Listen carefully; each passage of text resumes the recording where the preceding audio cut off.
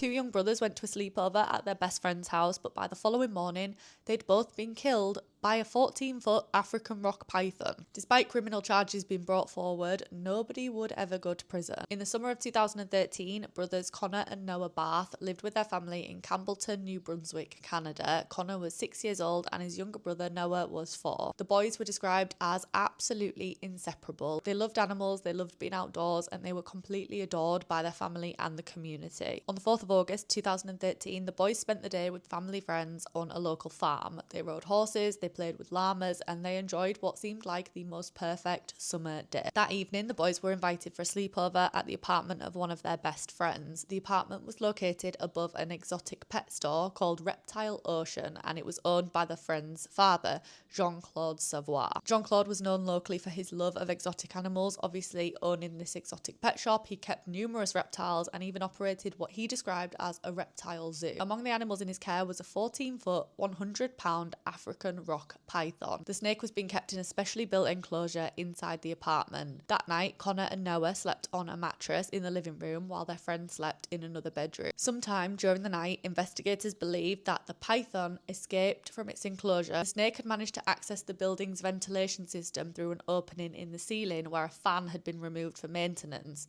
Obviously, this huge snake had seen this hole and crawled through the ductwork above the apartment.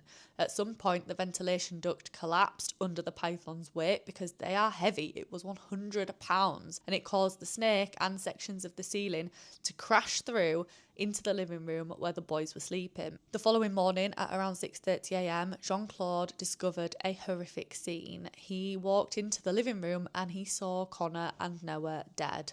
Post-mortem examinations later concluded that both of the boys had died from asphyxiation after being constricted by the python. This tragedy shocked not only Canada but the entire world. So many reptile experts publicly questioned whether a single snake would actually behave in this way at all. Some described the circumstances as extremely unusual, while others said that it was theoretically possible given the size of the snake. Ultimately, homicide was ruled out and it was concluded that the boys had been killed by this escaped python. It was actually later discovered that the python was being kept illegally because private ownership of African rock pythons had effectively been banned in New Brunswick unless owners had the correct permits and accreditation. Following the deaths, officials seized 23 reptiles from the property and 4 alligators were euthanized. The python responsible for the boys was also euthanized. Almost 2 years later, in February 2015, Jean-Claude was arrested. He was charged with criminal negligence causing the deaths of Connor and Noah.